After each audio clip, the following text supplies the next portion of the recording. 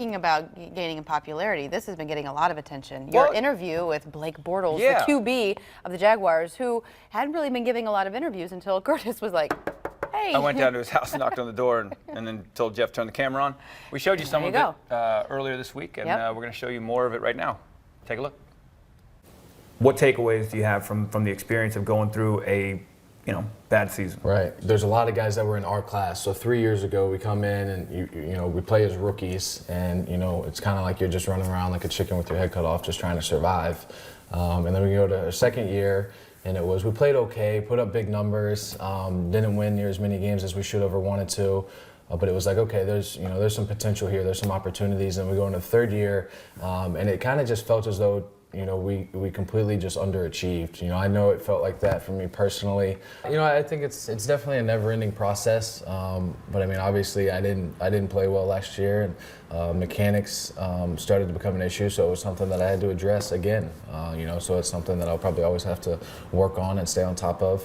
But it's good. It's good to go out there. It was good to go out there and fix some things and try and work through some things. So I feel as though definitely in a better place than I was when I left, and still on kind of that road to work to get better. At the end of the season, suddenly it came out that you had an AC joint issue the whole season. I had AC sprain. Non-throwing or throwing? Throwing. The AC sprain and sprained wrist. How do you play through injuries on game day?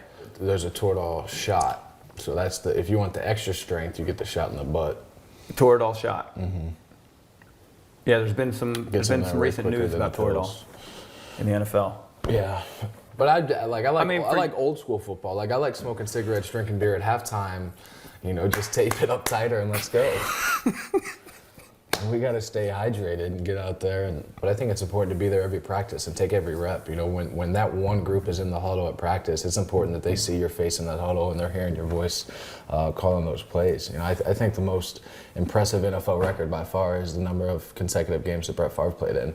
Not only do you have to be able to play through the injury, but you got to play well through it.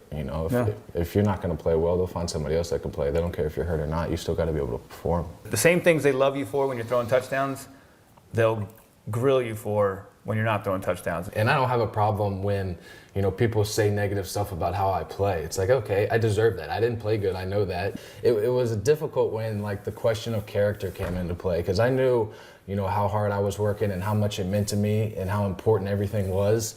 And I knew I wasn't at the bars and wasn't drinking and doing all that. So for those rumors to all of a sudden start swirling and, everybody was saying I was an alcoholic, it was interesting. So yeah.